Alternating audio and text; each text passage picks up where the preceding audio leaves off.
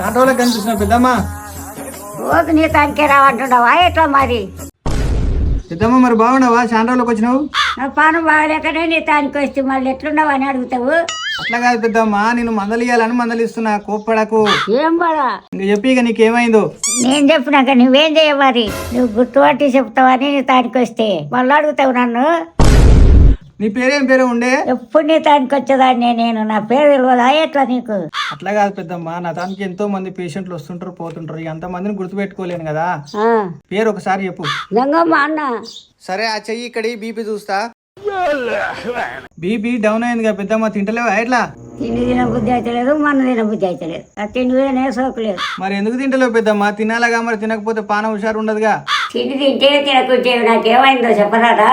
తిండి తినడానికి BP down అయిందని చెప్తిగా పెద్దమ్మ, కోపం అవుతావు. తిండి తినబుద్ధి కాకనే తినలేవు, మళ్ళా అడుగుతావు. సరే పోనీ అని జ్వరం వచ్చిందా లేదు చూస్తావు. జ్వరం పెద్ద ఏం లేదమ్మా, 80 ఉంది. జ్వరం ఏం లేదు. నాకేమైంది మరి? కాళ్ళు ఎందుకు గుంజుతున్నాయి, నడువులు ఎందుకు గుంజుతున్నాయి? రాతట్టుకుంటావు, నిద్ర ఎందుకు వస్తలేదు మరి? ఇంకా ఏజ్ లో గట్లే ఉంటది, మోకాలు నొప్పులు సహజము, ఈ నడుము నొప్పులు సహజము. ఏజ్ ఎక్కువైంది కాబట్టి గిట్లే ఉంటది.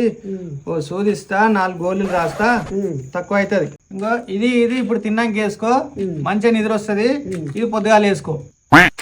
నడుము లూజ్ చేయి, ఇక సూదిస్తా.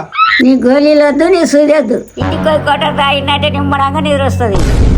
నాకేం రోగం వచ్చిందో గుర్తుపట్ట అంటే మందులు రాసి తోలిస్తున్నావు. గోళీలు వద్దే వద్దు నాకు.